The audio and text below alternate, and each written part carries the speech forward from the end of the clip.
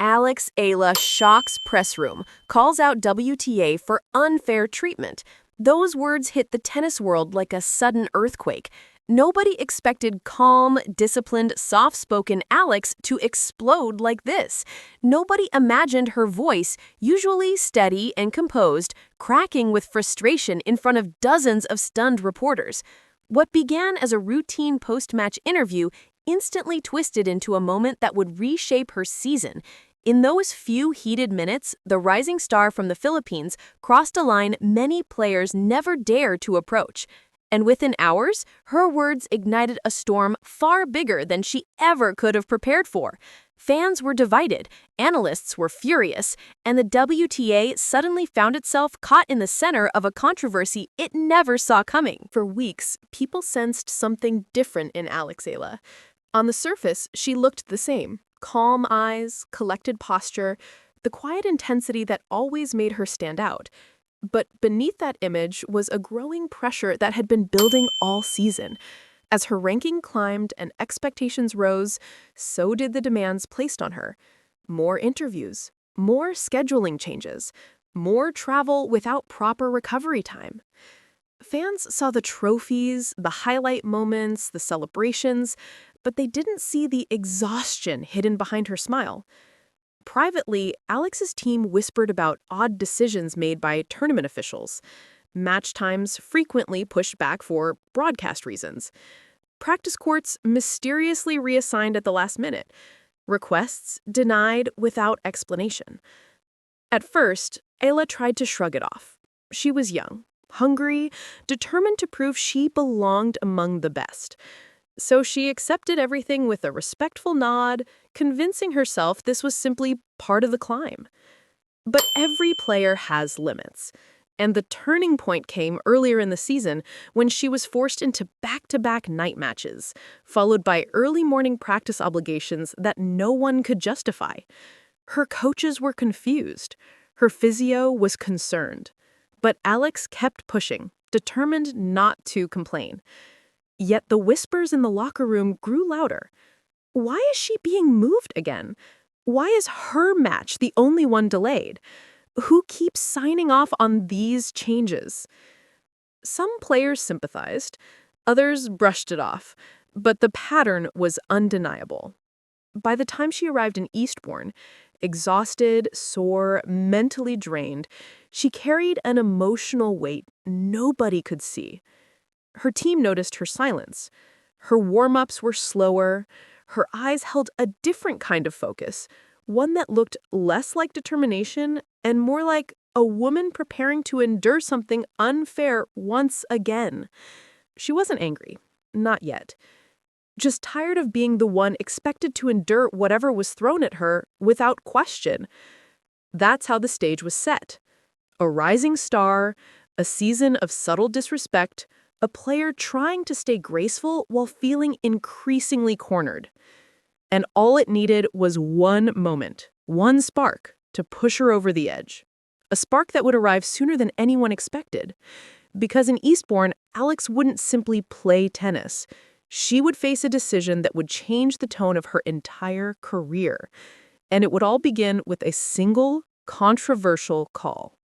Her match in Eastbourne was supposed to be routine, a simple tune-up before the bigger tournaments ahead. But from the moment she stepped onto the court, something felt wrong. The wind was swirling violently. The conditions were harsh, yet the officiating somehow felt harsher. In the second set, tied 3-3, Alex hit a baseline shot that clearly clipped the line. The crowd gasped. It was in by inches. But the umpire didn't flinch. Out. Alex froze. Not because of the call itself, but because of everything that call represented. It was yet another moment in a season full of moments where she felt she wasn't given the same fairness as others. She approached the chair, calm but tense. "Can you check the mark?" she asked. The umpire refused. Her opponent looked away. The audience murmured. Her coach pressed both hands against his forehead. Alex returned to the baseline, eyes colder now. And from that moment, her rhythm collapsed. Unforced errors, frustrated swings. A match slipping away not because her opponent was better, but because the weight she'd been carrying finally became too heavy. She lost in straight sets. And normally, she would have swallowed the disappointment, signed autographs, thanked the fans, and moved on. But something inside her snapped. The exhaustion, the scheduling disrespect, the constant match delays, the feeling that she was always being placed last in ways that added up more than anyone realized.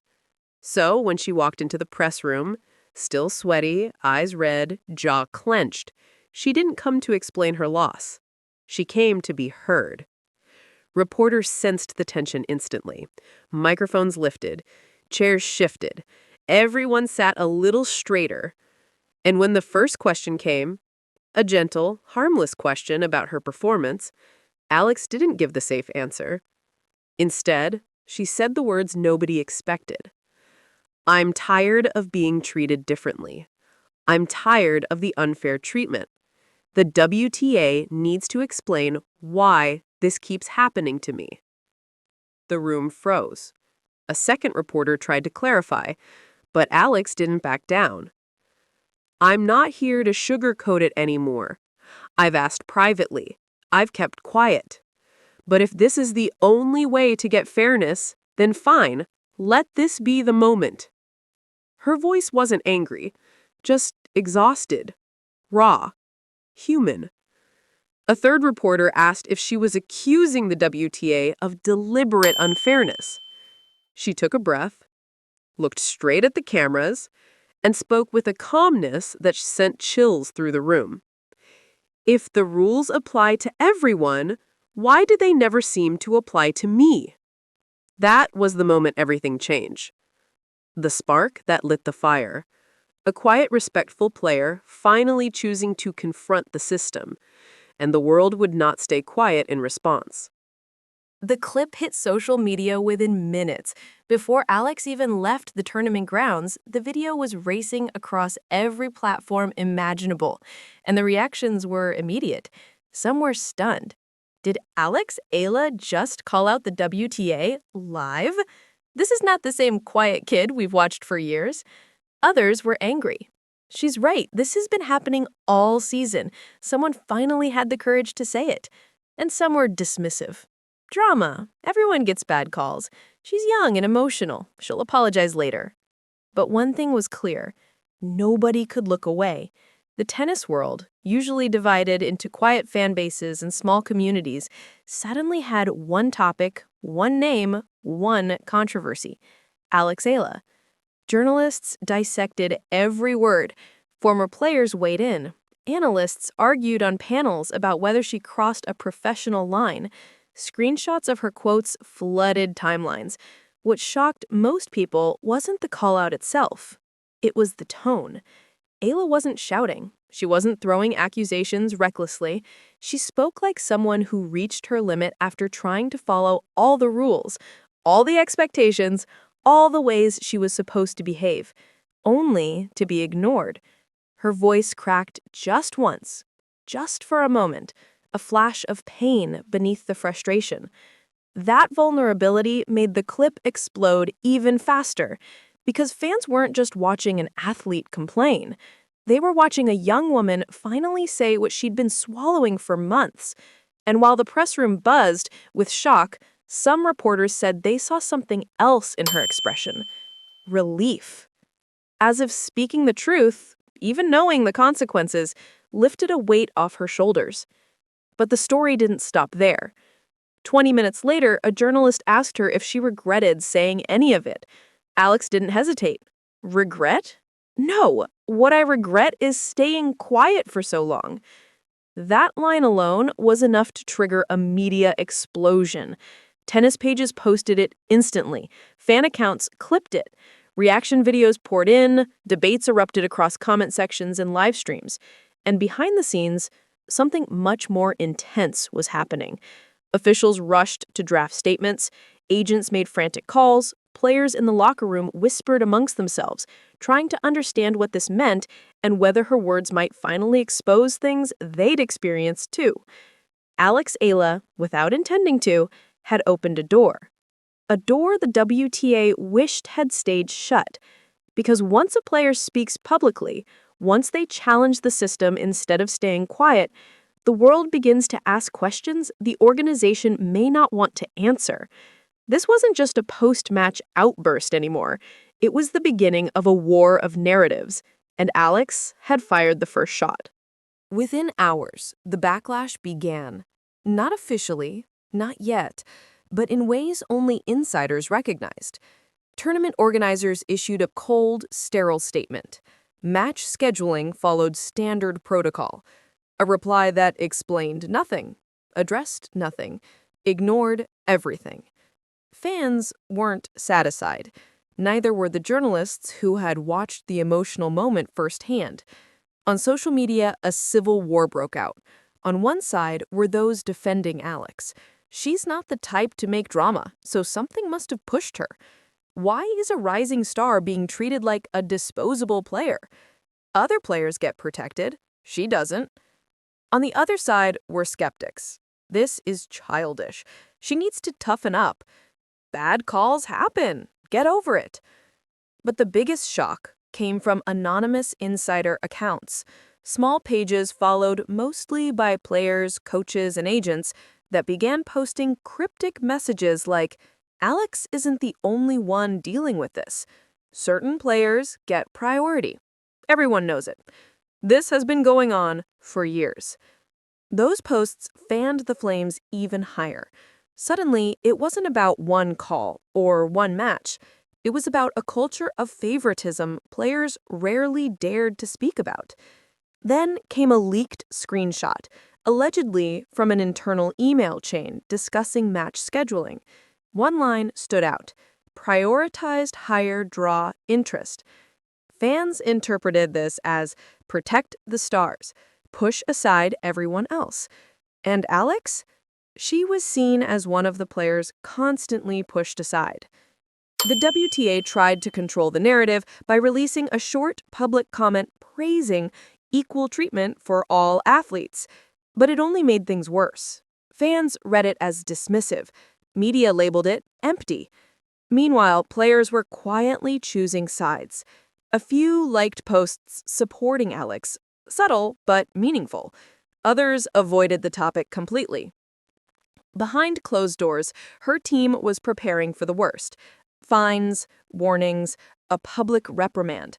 But something unexpected happened. Instead of going silent, Alex doubled down. In a written statement, she said, "I'm not attacking the sport. I'm protecting my right to be treated like everyone else. If speaking honestly causes trouble, then that says more about the rules than about me." Those words electrified her supporters. Suddenly, she wasn't just an athlete. She was a symbol of fairness, of courage, of refusing to be stepped on. But for the WTA, she was quickly becoming a problem they needed to control.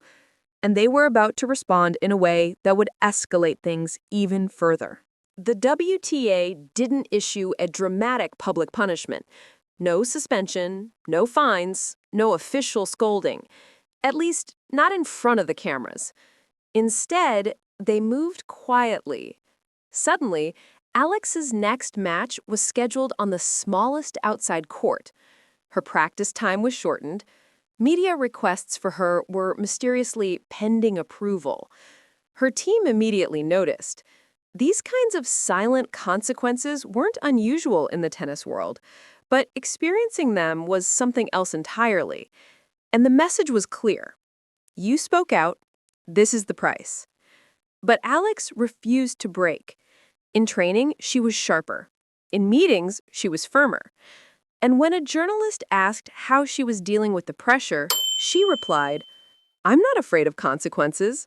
I'm afraid of allowing unfairness to continue."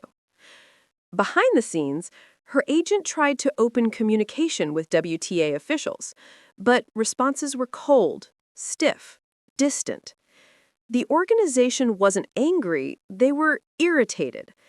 And irritation in professional sports often leads to subtle retaliation rather than open confrontation. Then another blow arrived. A senior WTA official, speaking anonymously, said in an interview that, quote, young players sometimes misinterpret situations due to inexperience, unquote. Fans erupted. Misinterpret? Inexperience? It felt like a direct, condescending attack. Comment sections exploded. They're gaslighting her. Why can't they address the actual issues? This is exactly the problem she talked about. And for the first time, neutral fans, those who weren't particularly attached to Alex, began siding with her. Because the more the WTA tried to shrink the issue, the bigger it grew. Sensing this momentum, Alex's camp released a short but powerful message. She will continue competing. She will continue speaking. She will not be intimidated. That statement sent chills through the tennis community. It wasn't just defiance. It was a promise. Maybe even a warning. By now, her story had spread beyond tennis. Mainstream news outlets began covering it. Sports commentary shows debated whether she was right or reckless. Interviews from former players resurfaced, discussing the very problems Alex now exposed. The WTA found itself backed into a corner. Every attempt to silence the controversy only amplified it. Every subtle move against her was caught by fans who watched her schedule like hawks. And Alex? She wasn't backing down. This quiet counterattack by the WTA inadvertently created something unstoppable. A player who finally understood her own influence. A voice too loud to bury. A message too powerful to mute. And she would carry that message into the biggest moment of her season. By the end of the tournament, the noise still hadn't died down. Reporters followed her everywhere. Fans waited outside practice courts. Every word she said carried weight. And Alex felt it, the shift inside her. Weeks earlier, she was simply a rising star trying to earn her place. Now she was a symbol, whether she wanted to be or not. Late one evening, after a tough practice session, she stayed alone on the court. Just her thoughts, and the sound of tennis balls echoing against empty seats. Was this what she wanted? Was this the path she imagined when she started playing at 6 years old? She loved tennis, the simplicity of hitting a ball, the joy of competing, the fire of improving every single day. But now, the sport felt heavier, more political, more complicated. Still, even with all the pressure, one realization kept her steady. Speaking out didn't make her weaker. It made her honest. And honesty, in a world built on polished statements and rehearsed interviews, was revolutionary. People asked if she feared losing endorsements, if she worried about being blacklisted, if she regretted her press room explosion. Her answer remained the same. I stand by what I said. Some called her brave, others called her naive. But no one could deny this. She had changed something. Maybe a small shift, maybe a spark that would fade, or maybe, just maybe, the beginning of a new culture where players didn't have to fear speaking the truth. As she prepared for her next tournament, the controversy would follow her. Some crowds would cheer louder, some would boo. Analysts would question her maturity. Supporters would defend her fiercely. And the WTA? They would watch closely, waiting to see whether this young player would continue to challenge them or eventually fall silent. But Alex wasn't thinking about politics. She was thinking about fairness, about the future generations who might benefit from the battles she fought today, and about the girl she used to be, quiet, patient, afraid to make waves. That girl was gone. In her place stood a woman unafraid to demand equality. And now the world must answer a question bigger than the controversy itself. Was this just a moment of frustration or the beginning of a movement? Alex Eala walked into that press room expecting to answer a few simple questions. Instead, she sparked a conversation the tennis world couldn't ignore. Whether she was right or wrong, whether she was bold or reckless, one truth remains. She forced everyone to look at a system that's been quiet for too long.